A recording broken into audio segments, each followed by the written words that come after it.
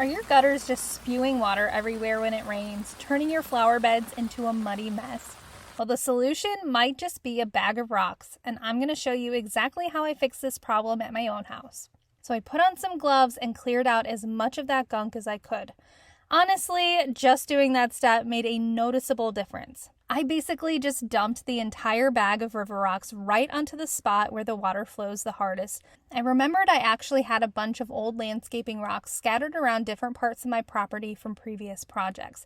I used those extra rocks to line the edges of the river rock cascade, which gave the whole area a lot more definition and made it look more deliberate, like a design feature instead of just a pile of rocks. I also let the stones taper off gradually into the surrounding wood chips, so there's really no harsh line where the rocks stop and the mulch begins. And that's really it. This might be one of the simplest projects I've done, but it made a massive difference. It costs next to nothing and takes almost no time, but it'll save you from redoing that flower bed every single season. So I'm going to take a measurement from the end of this fascia board down to the ground.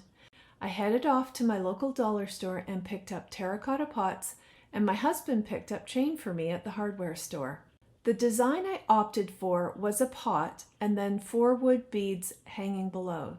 To prepare the wires for the beads, use a pair of needle nose pliers and create a little circle. The chain is going to loop through the circle, so don't make it too tight. How you are going to determine the spacing is you're going to take the distance of where you want the rain chain to start all the way to the ground. You will have to determine how far into the pot you want them to connect and add that extra distance to come up with the amount of chain you will need. It's time for assembly.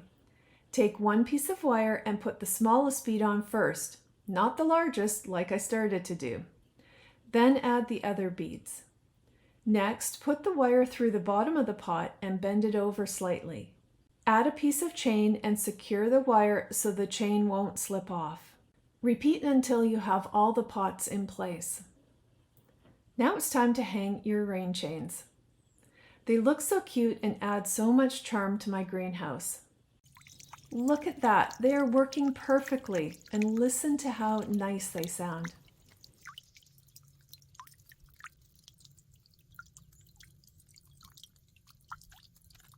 You won't believe what I do with this rhubarb. First, I made a small pile of dirt and placed a garbage bag on top of it. I grabbed a fresh rhubarb leaf and placed it with the vein sides up on top of the garbage bag. Next, I mixed a bag of ready-mix concrete as per the directions on the box. You want it to be a peanut butter-like consistency, and then you know it's ready to use. I brushed canola oil onto the rhubarb leaf and then placed concrete on top. I used a trowel to move the concrete mixture all over the leaf so the concrete was about 1 inch thick. Then I cut up some wire mesh and I placed it on top. This adds strength to the concrete once it's dry. I added about another 3/4 of an inch of concrete on top. I used a piece of scrap wood to tamper it down and it smoothed it all out with a trowel.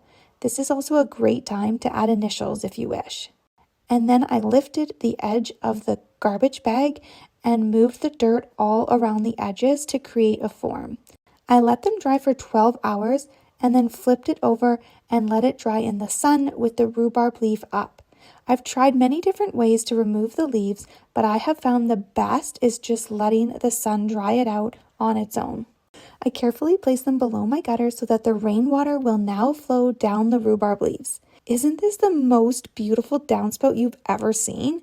We are going to start this craft off with decorative metal shower rings, paper clips, wooden beads, and pliers. Connect all of the shower rings.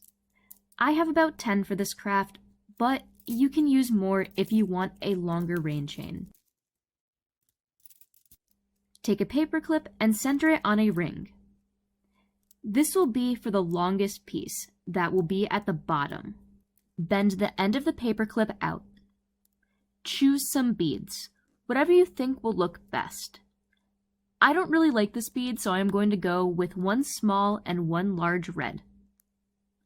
Place the beads and grab your pliers. Start at the end of the clip and twist the metal to create a swirl. Take the large piece off and grab another paper clip.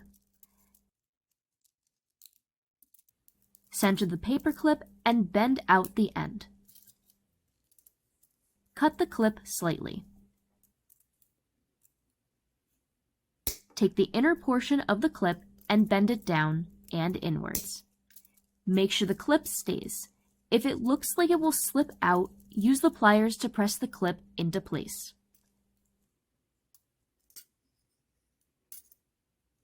Place one small bead and one large bead.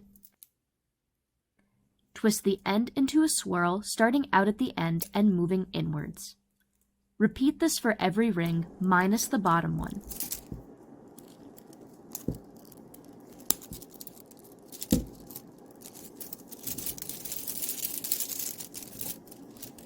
Place the long clip that you made before and center it on the last ring.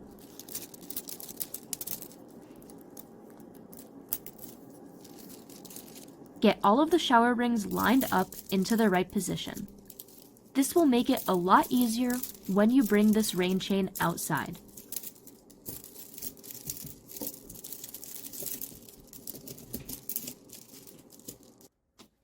Hang up your rain chain.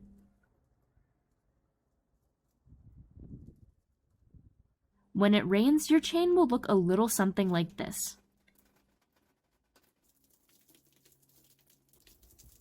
A really great way to conserve water usage and maximize the rain is to collect it in a rain barrel.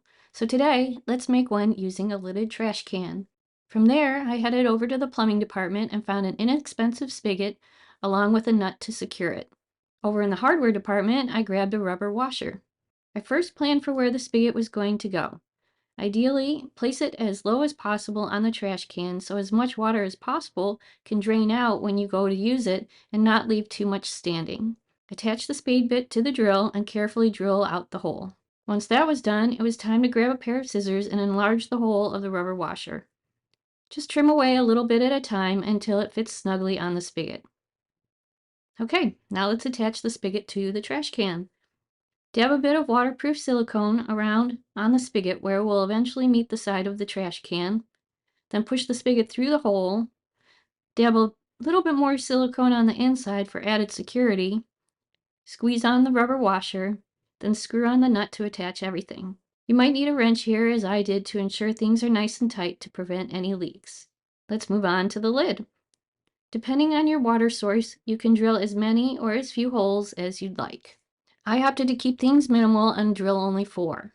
There's no rhyme or reason for how many I made or where I placed them, other than how I was setting the can under the water source. Using the same size spade bit, since it was already handy, I drilled out the holes.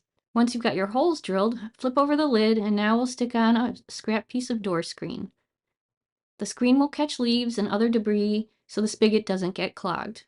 While not necessarily a glue, the silicone will hold the screen in place, and as it's waterproof for outdoors, it will also handle temperature variations. Dab some silicone around, then set the piece of screen into it, pressing it into the silicone. Dab a bit more around the top to make a silicone screen sandwich, and let all this set up for that same 24 hours as the trash can with the spigot. So now it's time to test out my new lidded rain barrel. Outside on the deck, I set the can down with the holes oriented to where the rain drips down. Since it wasn't raining, I poured some water on top and it dripped right in. Testing the spigot, I added some more water and everything drained out perfectly with absolutely no leaks. All that's left is to get a small hose for the spigot and wait for the rain to fall. So for around $30 in supplies, creating this lidded trash can rain barrel in a size that works for me is a total winner. I'll save on gallons of water this summer not using my hose, and my plants will all be happy. I hope you'll head on out to the store today and make your own.